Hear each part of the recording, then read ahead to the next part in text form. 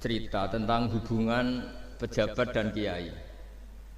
Dulu Imam Malik itu ngarang kitab namanya Al-Muwatta. Itu dikarang 16 tahun.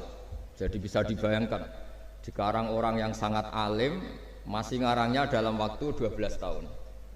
Ditirakati, disolati, diteliti, diulang lagi sampai 16 tahun. Saking populernya kitab itu, seorang presiden, kalau dulu era khilafah ya, itu minta supaya Imam Malik datang ke istana mengajarkan Al-Muwatta ke putra-putra Harun Ar-Rasyid. Ini saya agak muji sisi benarnya Pak Aryo. Apa kata Harun Ar-Rasyid ketika didatangi ajudan presiden? Al-ilmu yu'ta la ya'ti. Ilmu itu disoani, bukan yang soan. Jadi ini ya agak benar lah, BUMN ini sudah benar ini, mau datang ke sini. Tapi jangan hitung utang. Saya pernah datang Gus, nanti kapan-kapan kau yang datang. Nah, itu enggak ikhlas kalau itu ngawur sekali itu kalau. Singkat cerita Harun Rasyid itu datang. Imam Malik itu orang yang sangat menghormati ilmu, sehingga beliau duduk di atas, di sofa di atas. Karena Harun Rasyid itu presiden, khalifah, beliau ngiranya itu dipersilahkan duduk setingkat Imam Malik. Akhirnya beliau duduk berdampingan dengan Imam Malik. Kata Imam Malik sebelum ngaji, di mana-mana orang ngaji itu harus sopan, nggak boleh orang ngaji setara dengan gurunya. Turun Imam Harun Ar-Rasyid turun terus awal santri-santri. Baru Imam Malik mau mulai ngajar. Suatu saat Imam Malik itu datang ngurus KTP, datang ke istana. Kata Harun Rasyid, kenapa engkau tidak minta supaya kami yang ngurus? Kata Imam Malik, saya kalau urusan negara itu rakyat, sehingga saya daftar ya antri. Tapi kalau urusan ilmu, kamu santri saya. Jadi orang dulu itu sudah profesional. Jadi kalau Harun Rasyid pas ngaji sebagai santri, tapi kalau Imam Malik ngurus KTP ya sebagai rakyat. Ya antri, ya beliau yang datang. Jadi itu sudah ada percontohan hubungan yang sangat elegan, yang sangat saling menghormati antara seorang umara, yaitu zaman itu Harun Ar-Rasyid, dengan Imam Malik. Padahal kitab Muwatta itu kitab yang sangat luar biasa. Akhirnya suatu saat anak-anaknya Harun Rasyid itu disuruh ngaji. Niku penggaweannya niku pekerjaannya itu suruh bawa kendinya Imam Malik kalau mau wudu. Pernah suatu saat Imam Malik wudu, yang mengucurkan air itu putranya Harun Ar-Rasyid. Hanya dikucurkan ketika basuh wajah dan tangan. Pas Harun Rasyid lewat, dinasihati juga, halla ghusal taqaddamaihi, harusnya kamu tidak hanya mengucurkan untuk wajahnya, juga untuk kakinya. Padahal itu anak seorang presiden. Jadi betapa dulu itu harkat dan martabat ilmu itu sangat dihormati. Nah, kenapa demikian? Karena ilmu ini yang membentuk sebuah bangsa. Jadi kalau kita berpikir jernih ya, oke, kita ada BNN ya, polisi yang nangani narkoba, terus ada beberapa jabatan atau institusi negara yang bisa mengawal kecurangan, misalnya ada KPK, ada BPK dan sebagainya. Tapi tanpa masyarakat dibentuk kiai dan dibentuk norma-norma agama, itu capek. Mayoritas orang tidak mencuri, itu ya barokahnya dididik kalau mencuri itu dosa, kalau nanti masuk neraka. Sebelum ada KPK dan BPK, itu orang tidak nyuri ya sudah banyak. Karena memang nggak nyurinya itu faktor agama, bukan karena takut KPK. Artinya tanpa agama, tanpa nilai-nilai norma, itu nggak bisa kebayang Indonesia. Karena orang nanti nggak maksiatnya atau nggak salahnya itu takut aparat, bukan takut Tuhan. Makanya kalau guyonan anekdot khas itu, ada orang melanggar rambu-rambu, ketangkep polisi. Kamu tidak tahu kalau ini larangan? Ya tahu Pak. Kenapa tetap melanggar? Karena tidak tahu Bapak di sini. Itu menunjuk polisinya. Itu khas Indonesia. Jadi kalau nggak melanggar itu karena takut aparat, bukan karena kesadaran hukum. Tapi kalau urusan rambu-rambu itu seperti itu. Tapi kalau urusan orang tidak zina, tidak maling, tidak korupsi, itu hampir mayoritas orang Indonesia itu karena takut azab Allah atau takut dosa. Sehingga di desa terbelakang yang enggak terjangkau polisi atau di daerah-daerah yang sangat terpencil, itu perilaku leluhur, yaitu tidak nyuri, tidak zina, tidak apa, itu ya tetap jalan. Karena mereka memang dididik oleh agama.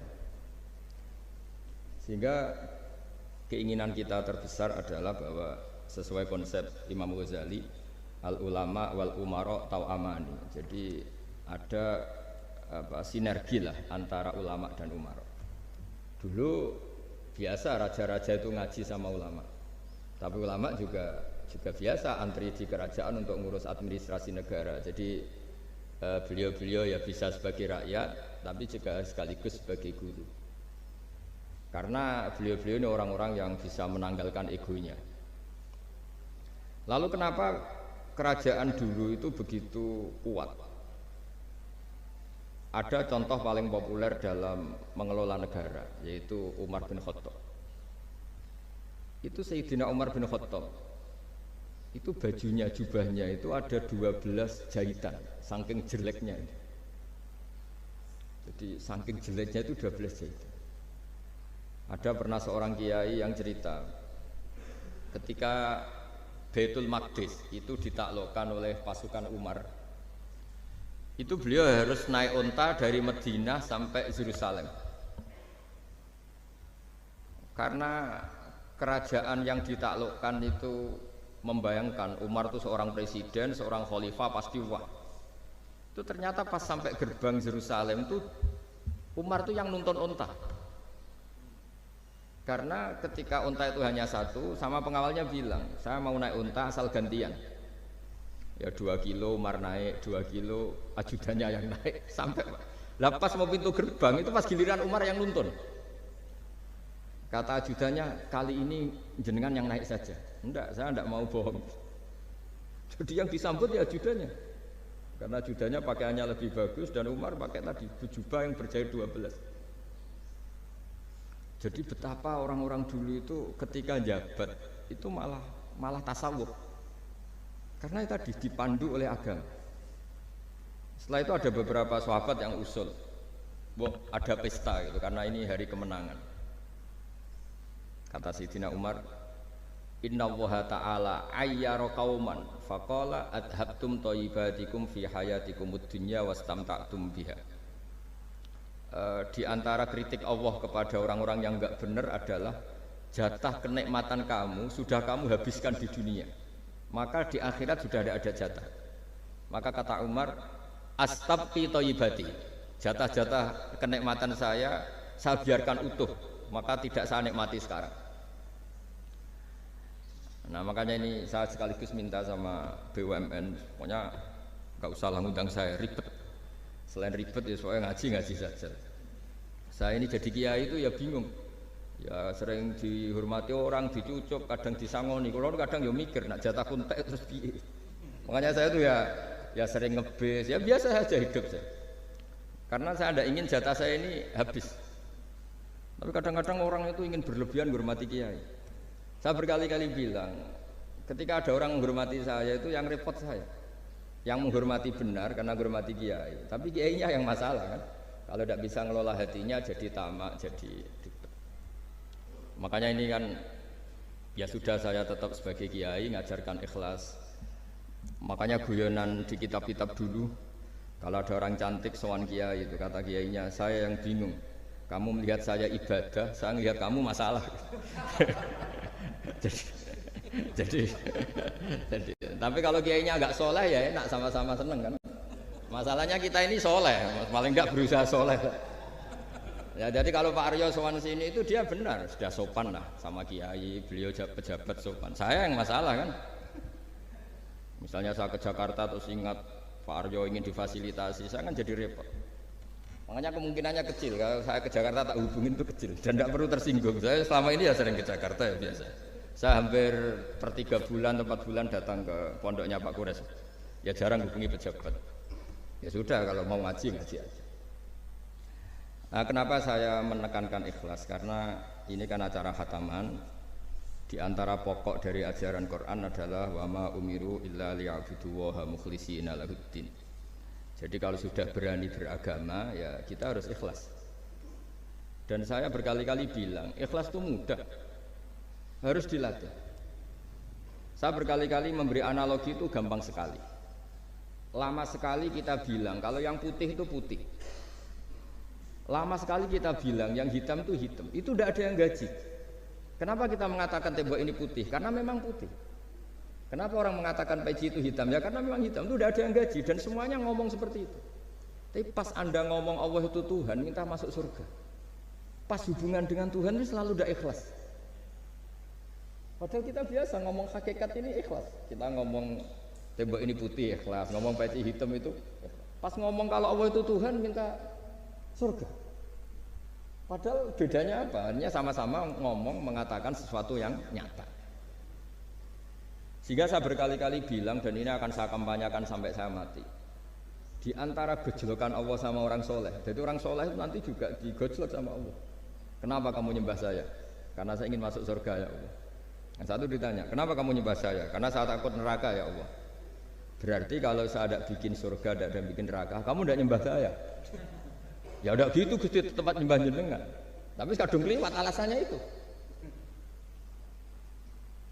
Makanya saya itu tidak pernah bilang ke anak saya gini, kamu harus syukur karena bapak dapat pekerjaan. Tidak pernah saya. Kamu harus syukur bapak punya uang, tidak pernah. Nanti syukurnya nunggu bapak punya uang. Kalau nggak punya uang nggak bapak ribet. Maka ini yang bupati, yang pejabat tidak usah syukuran bapak naik pangkat, bapak direktur BUMN. Nanti kalau enggak sudah pensiun sudah syukurnya hilang. Lah karena ini kan ngaji sama kiai ya, saya ajarkan khas kiai. Saya sampai sekarang ya tidak nikmati kebesaran nama saya atau apa, karena tadi memang harus dilatih. Kalau kita bisa mengatakan putih itu ikhlas, tanpa tekanan, tanpa imbalan. Kenapa pas mengatakan Allah Tuhan harus minta surga? Padahal Allah itu tetap Tuhan meskipun tidak menciptakan surga dan neraka. Nah dari pemahaman seperti ini, para mufassir itu tahu kualitas kalimat fattaquni ya ulil albab. Takutlah kepada saya. Jadi kualitas kata fattaqun naro sama fattaquni itu bagi orang-orang hakikat lebih takut kalimat fattaquni. Kata orang-orang tasawuf neraka itu nanti, itu pun kita mesti masuk. Tapi kalau Allah sekarang pun sudah ada. Jadi kalau cara berpikir orang tasawuf gini. Ini karena Pak Bima mesti gak pernah belajar tasawuf, karena belajarnya nyari uang gitu. Makanya ini tak ajari cari tasawuf. Tadi sudah tak gojlok. Harus ngapalkan Quran katanya. Kalau cara berpikir tasawuf itu gini. Surga dan neraka itu muajalah, itu nanti. Kamu nyembah Allah ingin masuk surga. Takut menghindari maksiat atau takut sehingga tidak maksiat karena takut neraka. Dan surga itu simbol ridhonya, neraka simbol bencinya, sukhtunya Allah. Terus kata orang-orang tasawuf cara berpikir, Allah itu sudah ada sekarang. Mulai dulu sampai sekarang Allah sudah ada. Kalau Allah sudah ada berarti Allah sekarang ya bisa berstatus ridho ke kamu atau berstatus benci ke kamu. Kenapa takutnya nanti? Wong Allahnya sekarang kok takutnya nanti? Ya sekarang juga. Kamu harus amal tuh nakdan. Nakdan tuh cash. Allahnya ada sekarang, ya ibadahnya harus ada sekarang. Makanya kata orang-orang tasawuf, andaikan Allah tidak bikin surga atau neraka, ya saya tetap nyembah karena surga itu simbol ridhonya. Bahwa surga itu nyata ada, ya nyata ada. Dengan segala fasilitasnya itu nyata ada. Tapi bahwa surga itu tetap kamu masuk surga karena cari ridhonya Allah. Kalau Allahnya sudah ada, berarti ridhonya sekarang sudah ada. Harus kamu cari sekarang, jangan nanti. Sehingga kadang-kadang orang yang ingin masuk surga itu ya kelasnya kelas amatir. Masyhur itu. Ada seorang wali masuk surga ketemu Allah ditanya. Karena wali ini biasa mensyafaati murid-muridnya. Ya Allah, kenapa murid-murid saya tidak kelihatan sowan jenengan? Murid-murid kamu ingin masuk surga karena ingin makan enak, punya bidadari cantik-cantik itu di sana. Tapi mereka lupa saya. Jadi akhirnya di surga tapi nggak ketemu Tuhan. Karena inginnya ya sudah trauma punya istri jelek, cerewet. Banyak loh orang yang masuk surga itu yang agak kacau. Enak sudah surga, nanti di sana nggak usah sholat, nggak usah puasa. Jadi sholat yang sekarang udah gak problem. Jadi banyak itu orang-orang Islam yang Islamnya mungkin imannya amatiran. Wah enak masuk surga, nggak ada subuh lagi, nggak ada puasa lagi. bebas. Oh, itu kan kurang ajar betul. Jadi ibadah itu dianggap problem. Bandingkan di cerita dunia wali itu ada wali bertanya gini, ya Allah apa di surga itu ada sholat? Ditanya sama Allah, kenapa kamu tanya gitu? Kalau tidak ada sholat mendingan saya ada di surga. Dia tidak bisa bayangkan ada kenikmatan di atas sholat. Nah kalau jenengan kan nggak bisa bayangkan kalau di surga masih disuruh sholat. Sampai sekarang aja kita tahu berhentinya sholat itu kapan. Kalau sampean tanya gitu, kalau ingin berhenti sholat nggak wajib, majnun. Jadi orang gila langsung nggak wajib. Jadi artinya harus dilatih ilmu-ilmu tasawuf seperti ini supaya hidup itu nyaman. Hidup itu nyaman. Dulu Pak Imam ini ada Pak PJ Rembang. Itu dulu ada seorang raja didatangi ulama. Gimana cara saya tidak nikmati jadi seorang raja? Ulama itu nasihatinya gampang. Dia omongin gini Pak Arya. Pak Raja kalau kamu di Sahara, di padang Sahara, kemudian Anda kehausan. Kalau tidak minum satu gelas air Anda mati. Apakah? Terus kemudian yang punya air bilang gini, kamu tak kasih air, tapi syaratnya kerajaannya kasihkan saya. Kamu kasihkan apa milih mati? Wah ya milih dikasih air. Mendingan enggak jadi raja tapi hidup. Terus la tafrah bimulkin la yusawi kak samain. Kamu jangan bangga dengan satu kekuasaan, dengan satu kerajaan yang nilainya sama dengan segelas air. Akhirnya dia terjadi raja yang soleh karena ternyata apa? La yusawi kak samain, tidak sama atau ya nilainya itu masih. Nah, kita yang rakyat yang tidak jabat, misalnya masyarakat, itu ya harus berpikir gitu. Orang tidak jadi bupati tetap hidup, nggak jadi pegawai BUMN tetap hidup. Tapi kalau nggak minum air itu mati. Dan rata-rata rakyat itu bisa minum air. Artinya apa? Kita dan mereka itu sama-sama punya nikmat yang pokok, yaitu sadur rumki, nikmat yang bisa mempertahankan kehidupan. Jadi nikmat selain itu tidak pokok.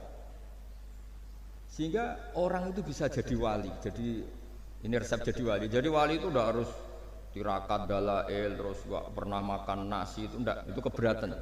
Jelas sebagai BUMN enggak mau itu, mesti enggak mau itu. Mesti enggak mau. Ya enggak mau ya enggak bakat. Jadi udah pasti enggak mau. Karena ini saya tahu banyak tentang beliau. Pak Arya itu bin selamat dulu, abahnya itu ditobatkan Gusmi, dingertikan agama oleh Gusmi. Karena beliau ingin tetap mencintai kiai, itu korbannya saya karena Gusmi meninggal. Terus mahabbahnya diarahkan ke saya. Tapi saya berdoa supaya diarahkan ke banyak kiai lah, supaya saya tidak jadi objek sasaran ya. Nanti juga repot ini. Saya itu sering disewani orang dari Kalimantan, Sulawesi, saya ingin idolakan jenengan, saya ingin dekat dengan jangan. Saya sudah lah pakai kiai lokal di sana aja, jadi sampai tidak ganggu saya. Terus kiai lokal di sana juga tidak mahjub oleh saya, kata saya. Saya teruskan. Jadi dulu para raja itu dilatih oleh ulama, termasuk dilatih begitu. Kamu punya kamar 1000, kalau tidur per 5 menit ganti kamar, karena eman sudah dibikin kok nggak dipakai. Nggak juga, punya kamar 1000 yang dipakai hanya satu. Ngapain punya 1000 yang dipakai hanya? Punya baju satu lemari, yang dipakai hanya satu. Apa mentang-mentang bajunya 5 terus pakai rangkepan sampai 5. Punya mobil 5 yang dipakai ya satu. Jadi orang dulu itu dilatih sebegitu. Sehingga dulu itu tidak ada raja kecuali punya penasihat. Zaman belum Islam ada resi, kalau setelah Islam ada ulama. Sehingga mereka bisa menertawakan kerajaan. Maksudnya dianggap biasa. Ada seorang raja ditanya ulama, khas seorang raja itu apa? Merintah tidak bisa diperintah. Terus si ulama ini tiap pagi itu datang ke atas gunung, cari tempat paling tinggi terus mutolaah kitab. Setelah mutolaah kitab ya wasik ya, kayak saya kalau belajar ya asik. Ngalang-ngalain jagungan sama pegawai BUMN kalau saya sudah belajar. Terus dia bilang, enaknya apa jadi raja? Saya di sini nggak ada yang memerintahkan saya, berarti saya dengan raja sama. Dan kelebihan saya juga tidak ada yang ganggu. Kalau raja masih banyak yang ganggu. Artinya bisa mengolah. Kalau sekarang enggak. Banyak kiai yang melihat pejabat itu kayak gimana? Wong kok mulyane ngono, buka pintu aja enggak pernah. Mulyane kayak gitu. Yang jenis ini dia rugi, sudah iri, nggak punya kenikmatan sendiri.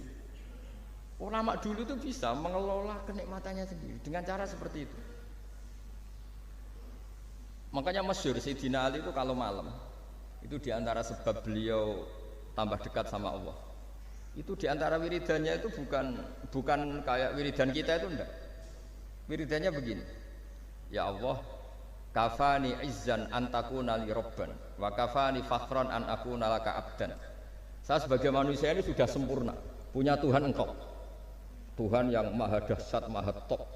Kayak apa nyesalnya saya kalau punya Tuhan yang hanya sebuah batu, hanya pahatan batu. Atau Tuhan yang mati, atau Tuhan yang kelaparan. Wa kafani fakhran an akuna laka abdan, dan saya ini bangga karena jadi hambamu. Jadi orang dulu itu nyembah Allah itu tidak harus dengan kalimat subhanallahu akbar, tapi punya kesimpulan yang menjadikan mereka ini nyaman dengan Allah. Abu Yazid Al-Bustami itu diangkat jadi wali setinggi-tingginya, itu diantaranya itu, kalau wiridan bilang gini, ya Allah, kenapa engkau ngasih makan saya, ini aneh. Kenapa engkau ngasih minum saya, itu aneh. Di mana-mana orang memberi itu ada kepentingannya. Misalnya majikan bayari karyawan karena ada kepentingannya. Malah kalau di fikih itu agak absurd. Fikih itu hubungan suami istri itu agak kacau kalau dalam fikih. Lelaki itu tidak wajib nafkah istrinya kalau tidak ngasih. Jadi kayak agak-agak transaksi. Dan istrinya punya hak nggak mau diajak kalau nggak dikasih nafkah. Jadi makanya dulu Mbah Mun kalau ngajar saya fikih itu ngajari wong perhitungan. Maksudnya wong ambek bojo kok perhitungan. Tapi di mana-mana hubungannya orang itu begitu. Wong kenal kiai, nak rum loro kiai diatur ngene iki ora marem. Singkat cerita Bu Yazid itu, ya Allah engkau zat yang luar biasa. Engkau tidak butuh saya tapi ngasih saya. Ini fenomena aneh. Di mana-mana orang ngasih itu ada kepentingannya, apalagi pilkada. Wah, itu tambah banyak kepentingan. Artinya dia bisa mensifati Allah dengan cara yang enggak kebayang orang lain. Allah itu tidak butuh kita. Tanpa kita sudah jadi Tuhan, tapi ngasih kita. Apa ya Allah alasan kau mengasihi saya? Wong engkau tidak butuh saya. Di mana-mana orang ngasih itu kan karena butuh. Misalnya kamu ngasih anak, apapun alasan ikhlas Anda ini karena nyaman. Anak ini menjadi hiburan. Tetap seneng ya. Ada unsur kamu itu dapat timbal balik, setidaknya seneng. Atau ngasih rival politik kamu, setidaknya ya karena safety lah kata tadi Pak Ari. Bergabung tak teman-teman. Pokoknya ada kepentingan. Tapi Allah ini zat yang nggak punya kepentingan, kemudian tetap ngasih. Dari situ terus dia punya cara mencintai Allah. Jadi wali-wali dulu itu punya cara untuk mencintai Allah. Dengan cara seperti itu. Makanya ada wali yang nangani orang-orang macam-macam. Kayak Gusme itu masyhur, beliau nangani orang fasik, orang macam-macam. Dulu itu ya ada seorang wali itu jadi wali karena beli narkoba. Tapi bukan untuk diminum, untuk dimusnahkan. Tapi kalau sekarang nggak mungkin karena narkoba harganya sudah miliaran, triliunan. Kalau dulu mungkin. Jadi ceritanya itu kampung dulu kan terpisah-pisah oleh gunung oleh apa. Singkat cerita si wali ini setiap ada bandar narkoba dulu pakai homer. Homer kalau dulu arak. Dibeli sama dia. Dibeli terus setelah agennya pergi dilarungkan pokoknya dibuang. Begitu terus. Suatu saat si pengedar narkoba ini heran. Kampung situ itu selalu tak kirimin homer kok gak ada yang mabuk. Tapi dibayar cash. Malah seorang ini meninggal wangi. Ternyata dia tidak ingin kampungnya itu mabuk sehingga dicegat di jalan supaya homer ini tidak sampai ke kampung. Nah, sekarang kan tidak mungkin narkoba semahal itu. Tapi apapun itu kembali ke ulama dan umaro. Alhamdulillah di Indonesia itu ulama ya mati-matian supaya generasinya tidak terlibat narkoba dengan cara ditakutkan neraka. Umaro juga melakukan itu dengan cara ditakutkan penjara. Nah, ini yang kita sama-sama ulama wal umaro apa? Tahu aman. Kita kerjasama dengan kapasitas masing-masing. Jadi penting sekali ngaji seperti ini supaya kita tahu bahwa khazanah-khazanah kita tentang dekat sama Allah itu macam-macam. Ini khusus ijazah ini sama Pak Bima Pak Aryo itu. Dulu Ki Hamid Pasuruan terkenal wali. Dan di antara wirid dan dzikrul filin ada beberapa kata yang dari Kiai Hamid. Jadi dzikrul filin itu kalimatnya dari utamanya dari Gusmi Mbah Ahmad Siddiq, tapi ada beberapa kalimat yang dari Ki Hamid Pasuruan. Saya tahu banyak lah karena bapak saya juga temannya Gusmi dan mbah saya kandung sepupu sama Mbah Hamid. Itu kalau ada orang sepuh-sepuh Pak Bima kayak jenengan Pak Aryo disuruh ngapalkan Quran. Ya mereka protes, masa saya hafal Pak? Sudah lah pokoknya ngapalkan. Ada yang 2 juz mati, 1 juz mati, karena ya sudah sepuh. Suatu saat ada ulama yang tanya, kenapa Pak Hamid? Biar kamu dalam perjalanan di dunia tercatat ini bercita-cita hafal Quran. Sehingga kalau mati berstatus man salaka thariqan yaltamisu fihi ilman sahalallahu lahu thariqan ilal jannah. Orang yang mati berorientasi ingin ngaji. Tapi kalau kamu tidak punya orientasi ngaji kan di otak kita andaikan direkam Allah. Loh, coba hati kita andaikan direkam Allah. Ingin kaya, ingin punya gunung, ingin punya alpat, ingin punya ini itu. Coba kalau itu nanti disetel di akhirat. Tapi kalau kamu ingin ngapalkan Quran kan setidaknya pas disetel ya keren. Ingin hafal Quran, meskipun tidak hafal-hafal gitu.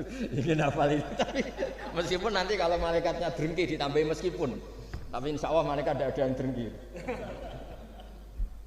Tapi andaikan kita nanti tidak punya cita-cita ngaji, itu rekaman kita hanya itu. Ingin mapan, ingin kaya, ingin menguasai dunia. Betapa malunya kita kalau rekaman itu kita dengar di depan Allah. Padahal nanti niat ini yang dihitung. Faman kanat hijratuhu ila Allah wa rasulih fa hijratuhu ila Allahi wa rasulih. Orang yang orientasinya hijrah. Hijrah itu meninggalkan yang buruk menuju yang lebih baik. Hanya untuk Allah dan Rasul, maka ya dihitung ke sana. Jadi misalnya Pak Bima, Pak Aryo ngapalkan Quran, hafal-hafalnya. Tapi berarti perjalanannya ini mencari ridhonya Allah, itu ditulis. Tapi kalau kita orientasinya ingin mapan, ingin sejahtera, ya ditulis. Ini ingin punya rumah 2, ingin punya rumah di berbagai provinsi. Ini coba kalau itu nanti direkam. Terus ditanya Allah, inginnya kamu apa sih di dunia? Dan itu bisa menjadi status kita. Ngeri kan? Kita ketemu Allah dengan status tidak pencari Allah dan Rasul, tapi pencari kemapan. Nah, itu cara Mbah Hamid untuk mendidik supaya orang itu orientasinya kepada Allah dan Rasul. Disuruh ngapalkan. Ini Pak Aryo cerita, bapaknya hanya disuruh ngapalkan apa? Rabbana dalam Al-Quran. Itu semalam nggak hafal apa. Dan alhamdulillah nggak hafalnya ditiru anaknya. Susahnya kemarin pas ngaji sama saya di kamar saya, saya punya kantor di depan rumah saya. Ya nggak hafal apa. Bener-bener konsisten. Jadi dulu bapaknya itu ketemu Gus Mek di hotel, dia diajarin semalam nggak hafal. Akhirnya hafal lagi. Ya, tapi nunggu sekian tahun mungkin. Jadi yang penting, jadi ulama dulu itu pinter cara menuntun umat menuju Allah dan Rasul, diajarin. Akhirnya ada dzikrul ghafilin. Penting orang itu menuju Allah dan Rasul. Setidaknya kalau direkam itu nanti saya ingin ya Allah dapat ridhomu. Kalau malam ilahi anta matlubi, wa ilahi anta maqsudi wa ridhoka matlubi. Meskipun semalam hanya dilafatkan sekali, setidaknya Allah mencatat, ya Allah engkau yang kami cari, ridhomu yang kami cari. Kalimat itu kalau terulang-ulang itu menjadi mental dan lama-lama jadi status. Daripada sebelum tidur, kapan ya sugih. Dari Pak Bima, kapan gak jadi anak buah. Engkau nanti yang menteri ya mikir, semoga gak kena reshuffle, gitu terus pikirannya. Nah ini kan kalau ngaji saya menyinggung, yang salah tidak saya, sing ngongkor ngaji sopo. Saya makanya saya santai aja. Sampean kecewa malah bagus lah, karena tidak ngel-ngelo saya lagi. Saya dalam hal ini itu anut mazhabnya Imam Syafi'i. Imam Syafi'i itu saya punya kitab namanya Diwanus Syafi'i. Itu kalau orang tidak senang itu paling bagus menurut saya. Pak Imam Syafi'i separuh kampung tidak senang jenengan. Ya bagus lah. Kalau nggak senang tidak akan utang duit, nggak pinjam mobil. Wong nggak senang itu kan nggak mungkin pinjam uang. Saya pernah ketemu seorang bupati cerita ini, nggak perlu saya sebut. Bupati aktif. Setelah saya cerita ini, terus Gus saya ingin ketemu jenengan 4 mata. Setelah ketemu saya lucu. Saya akan cerita. Di antara wasiat bapak saya itu unik Pak. Hak ngelola wong gedeng gue enak, sing ribet itu ngelola wong seneng. Jadi ngelola orang benci itu mudah. Yang ribet itu ngelola orang senang. Itu mahal sekali. Itu dulu saya tidak paham. Bareng kenal wong seneng ngel-ngelno. Nak sing ra seneng kan sudah selesai. Akhirnya Imam Syafi'i dan separuh kampung ini tidak seneng jenengan. Ya bagus lah. Mereka tidak akan utang saya, minta tolong saya. Artinya orang dulu itu jadi yang seneng dikelola untuk teman kebaikan, yang nggak seneng dianggap menjadi harga itu murah. Singkat cerita terus bupati ini datang ke saya cerita. Yang jelas gak bupati Rembang, ya, cerita di bawah beduk. Cerita, iya Gus. Rival politik saya ketika saya kalahkan itu selesai. Tapi mitra politik nganti saya kira barbar. Jadi orang dulu itu segampang itu ngelola kehidupan. Artinya yang seneng ya penting, kita butuh mitra. Yang gedeng ya nggak apa-apa lah. Barokahnya gedeng itu nggak ganggu anda kan. Asal sing gedeng aja dukun santet ribet itu kalau nanti. Ketika Imam Syafi'i diceritain orang yang tadi nyium tangan jenengan, yang sama jenengan diluk hormat, di luar itu memaki-maki jenengan. Kata Imam Syafi'i, baguslah. Berarti saya wibawa, di depan saya tidak berani. Jadi beliau seenteng itu melihat dunia. Jadi orang dulu itu makanya mereka gampang jadi wali karena radhiyallahu anhum wa radu an. Jadi orang yang melihat Allah itu sudah ridho ya sudah. Nabi Musa itu kekasih Allah, kalimullah. Itu orang Israel. Itu yang gedeng yo ngel-ngel, yang seneng yo ngel-ngel. Malah paling ribet kalau ngadepi orang Israel. Singkat cerita Nabi Musa itu bilang gini, ya Allah, kasih saya ijazah yang dengan ijazah itu orang terbungkam semua tidak bisa ngeritik saya, tidak bisa mencibir saya, tidak bisa ngata-ngatain saya. Jawabnya Allah itu lucu. Ya Musa, hadza syai'un lam asna'hu li nafsi, fa kaifa asna'u bika. Aku pangeran sing salah paham akeh, pemenah aku kuwi mau nabi. Aku iku pangeran sing salah paham mbek aku akeh. Jadi saya ini Tuhan. Yang cara pandang tentang saya keliru itu saja banyak, apalagi kamu. Mestinya saya yang terbebas dari disalahpaham. Karena Nabi Musa aku itu pangeran, ya darani anak dipucu, ono sing darani aku fakir, ono sing darani aku kikir, macam-macam. Orang Yahudi itu kalau rezekinya baru sempit itu bilang ini Tuhan kikir sekali. Sampai laqad sami Allahu qala alladziina qalu innallaha fakir. Artinya pejabat juga gitu, kalau salah kebijakan juga dihujat.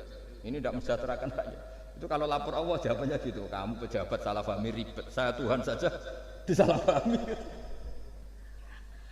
Jadi orang dulu itu segampang itu ngelola hubungan dekat dengan Allah. Jadi pakai rasa. Sehingga Ki Hamid Pasuruan itu ngijazai orang-orang sepuh, ada yang dikasih wiridan, disuruh ngafalkan nggak hafal. Tadi nanti misalnya mati kok belum hafal, statusnya ini penghafal wiridan kan bagus. Daripada ngapalkan saya ingin punya rumah kayak yang di Singapura, berarti Anda menghafalkan bentuknya, pernak-perniknya. Bila perlu Anda menghafalkan nomor arsiteknya siapa. Masa Anda hafal tentang cari ridhonya Allah, hafal bangunan milik orang lain dan bayangkan punya. Kalau Anda mati pas seperti itu, berarti tujuan kamu ya untuk seperti itu. Itu famangkana hijratuhu ila dunya yusibuha aw imra'atin yang kihuha fa hijratuhu ila ma hajara ilaih. Jadi nanti kita mati itu distatuskan sesuai komitmen kita ingin apa. Itu status kita. Jadi kalau kita ingin punya rumah mewah kayak yang di Singapura, kayak yang di Amerika, kayak di Eropa, itu terekam di otak kita. Terus kita ngapalkan arsiteknya namanya siapa, itu di rumah mana. Terus kita ngenangen ada arsitek yang kita bawa ke sana supaya niru. Untuk kita loh, untuk pribadi, nggak tahu saya kalau nanti untuk negara nanti kalau dibantah BUMN. Untuk negara gimana? Mungkin masih mendingan kalau untuk negara. Kalau untuk pribadi, singkat cerita akhirnya kiai-kiai dulu itu bikin gerakan hafal Quran sama orang-orang sepuh yang jelas secara lahir tidak akan punya perjalanan menuju ini. Menuju ini yang nanti menjadi status. Jadi misalnya Pak Imam ini PJ Rembang beberapa kali ngaji misalnya, statusnya gitu. Ini ngaji sama Gus Baha, ini ngaji sama siapa. Ditulis dan itu statusnya karena keinginannya memahami itu. Ya dunia sampai lewat saja. Tapi kalau kebalikannya urusan dunia detail, arsiteknya siapa, bangunan gini habis berapa, kalau gross rupiah berapa, untuk pribadi, itu detail, Pas urusan ngaji sekenanya, kadang sampai punya guru aliran sesat apa nggak tahu karena pas urusan akhirat sekenanya, akhirnya sedapatnya ternyata ada guru, ada kiai tapi dukun. Saking sekenanya urusan akhirat, tapi kalau urusan dunia makanya banyak orang ditipu oknum ya, oknum yang sebenarnya nggak kiai tapi ngaku kiai, sebenarnya dukun. Itu saya kadang ya senengnya itu betapa mereka diingatkan urusan dunia nggak pernah ketipu, urusan akhirat ketipu. Berarti apa? Urusan dunia detail, urusan akhirat nggak detail. Sampai dukun bermacak kiai saja sudah bisa nipu. Sementara kontraktor asing yang mau nipu tidak bisa karena dia ngerti detail, jejak rekamnya apa gitu. Tapi kalau nyari kiai sekenanya, ini tidak nyindir, ngomong fakta. Ya cobalah itu diangen-angen lagi. Terus ini yang terakhir, ini khusus pada teman-teman saudara-saudara kita yang nangani khatamannya Gusme. Saya tadi ngasih naskah ke Pak Aryo supaya sampai ke beliau-beliau. Saya yakin beliau-beliau sudah punya, tapi supaya ini tambah mantap bahwa kita saling menguatkan. Ini saya baca ya. Ini kitab yang dipakai referensi tim lajnah penerbitan mushaf Arab Saudi dan seluruh dunia, termasuk saya. Jadi tradisi khataman kita, tadi kan kita bicara khataman. Ya saya ulang lagi, tradisi khataman kita itu kan justru ditutup dengan wa ulaika humul muflihun. Ya. Jadi tidak minal jinnati wan nas, tapi diakhiri wa ulaika humul muflihun. Jadi khataman kita misalnya minal jinnati wan nas, biasanya yang baca Quran terus baca Fatihah, terus awal Baqarah sampai wa ulaika humul muflihun. Nah, tujuannya adalah supaya kalau khatam itu memulai lagi. Ya, kalau langsung An-Nas minal jinnati wan nas berarti dia bangga dengan berakhirnya baca Quran. Pertanyaannya, dengan Anda ketemu Allah, seneng ya jagunganmu aku sebar. Betapa buruknya kita jadi hamba. Kayak kita dulu ketika ngaji, nah baru hure ngajine wis bar. Berarti nganggo guru problem. Makanya bangsa Indonesia itu ya agak lambat pinter karena sekolah juga dianggap problem. Pas masuk merengut, waduh sekolah. Pas bubar seneng, waduh ke sekolah. Jangan-jangan kita sholat juga gitu, ono adzan, waduh wis adzan. Jadi ini belum makam wakurroto ini fis sholat. Padahal cirinya orang baik itu menikmati sholat itu. Ciri utama suka ilmu ya nikmati pelajaran. Enggak, ini pelajaran bareng guru. Waduh, udah gitu matematika lagi. Waduh. Nah, kita baca Quran harusnya asik, karena di situ munajat sama Allah. Ketika selesai harusnya nyesal. Waduh, baru asik sama Allah kok sudah selesai. Dan Allah punya alasan untuk menyalahkan kita, karena kita misalnya baru seneng-senengnya pacaran misalnya, kan tidak mau akhir. Kenapa pas seneng Allah seneng berakhir? Nanti kalau kamu ditanyakan gitu tidak bisa jawab. Nah, pakai analogi itu makanya jangan pernah merasa akhir kalau baca Quran. Minal jinnati wan nas, terus baca Fatihah, terus memulai lagi. Wa ulaika humul muflihun. Sebagai bukti ya Allah, ini khataman sementara, tapi saya akan berlanjut lagi, terus dimulai betul. Sehingga ijazah kiai-kiai kuno kalau orang haji atau umroh itu supaya kuat haji lagi, kalau ijazah kiai kuno itu sederhana, disuruh ngomong gini, bah Ka'bah, ini saya mau pulang, nilai rumah, nanti kesini lagi, kayak gitu, sudah Pak. Jangan setelah selesai ibadah haji seneng karena mau pulang, berarti ibadah dianggap problem, rumah dianggap segala-galanya. Jadi itu ada filosofinya. Nah, ternyata tradisi seperti itu mudawwan. Mudawwan itu dibukukan. Ya, saya baca ini di kitab Ghisun Naf'i karangan Imam Waliwah As-Sofakusi. Saya baca saja. Nanti yang ngerti bahasa Arab biar diartikan sendiri, yang nggak ngerti nanti saya bantu. Takmilun. Nah, ini khusus para hafid tadi yang ikut khataman, mohon didengarkan. Takmilun fi masaila tata'allaku bil khotmi. Al-ula sabatan nasu anil maki min riwayatil bazi wa kumpul wa ghairihima annaman qara'a wa khatama ila akhirin nas qara'a al-fatihata ilal muflihun min awalil baqarah wasa al-amalu bihada fi sairi biladil muslimin. Jadi mulai dulu kalau orang khataman itu ya An-Nas, Fatihah, terus wa ulaika humul muflihun. Dan cara seperti itu wasa al-amalu bihada fi sairi biladil muslimin. Semua negara dunia ya sama seperti itu. Hanya tradisi yang dilakukan bapak saya sampai semua guru-guru kita, guru Quran, termasuk yang di Jantiko dulu, sama si dulu namanya Jantiko, lama-lama mantap ya. Itu sudah benar itu. Jadi mungkin teman-teman sudah melakukan tapi nggak tahu filosofinya. Ini saya bantu. Filosofinya adalah supaya kita tidak merasa mengakhiri baca Quran, tapi sekaligus memulai. Kalau nak kue niat ngakhiri tenan itu seakan-akan kan baca Quran itu problem. Terus ketika berakhir kita senang. Sholat juga gitu Pak Imam. Yang menjadikan umatnya Rasulullah Shallallahu Alaihi Wasallam dijamin surga itu diantaranya cara sholat begini Pak Arya. Saya hafal hadisnya itu. Absyiru ya ma'syaral muslimin. Ini kata Rasulullah. Hari ini Jibril muncul dan memberi satu pengumuman yang sangat menggembirakan. Apa itu? Umatku berstatus, ya ini kata malaikat Jibril. Umatku berstatus mereka itu fa'alu faridotan wantadoru ukhra. Melakukan satu fardu selesai atau addu faridotan wantadoru ukhra. Jadi misalnya tadi saya sholat subuh, status saya ditulis oleh malaikat Jibril, Hak tadi sholat subuh. Dan ketika saya ditanya, Hak kok ijek urip sampai jam 10, jam 11, ngenteni apa sholat duhur. Ketika sholat duhur selesai, orientasi saya ngenteni sholat asar. Begitu seterusnya.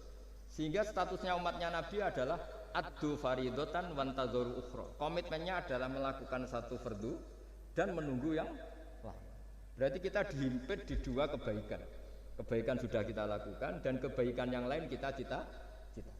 Kita sekarang ngasih anak yatim. Di hati kita juga ingin mengasih lagi. Ngasih orang miskin juga gitu.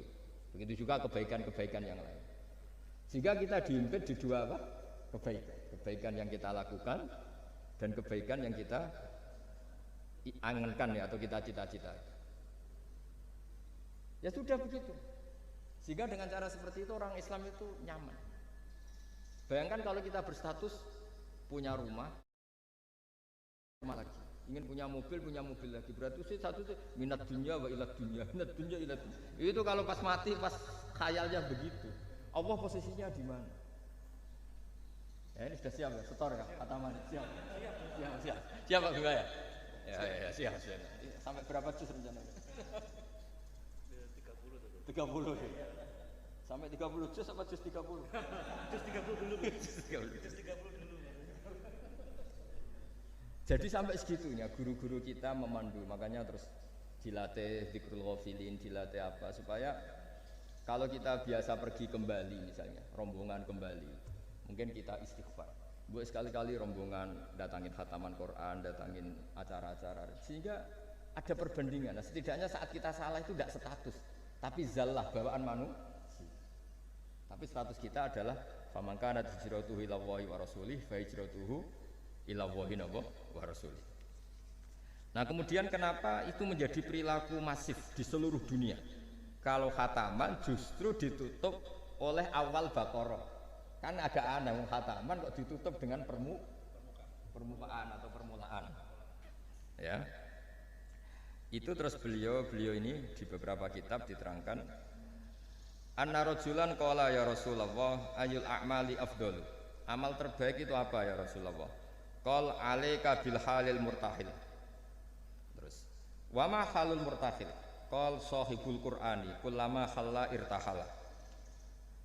Amal terbaik itu adalah amal setelah selesai ingin melakukan lagi. Apa itu? Orang yang menghafalkan Quran atau membaca Quran atau khataman Quran setelah selesai langsung dimulai lagi.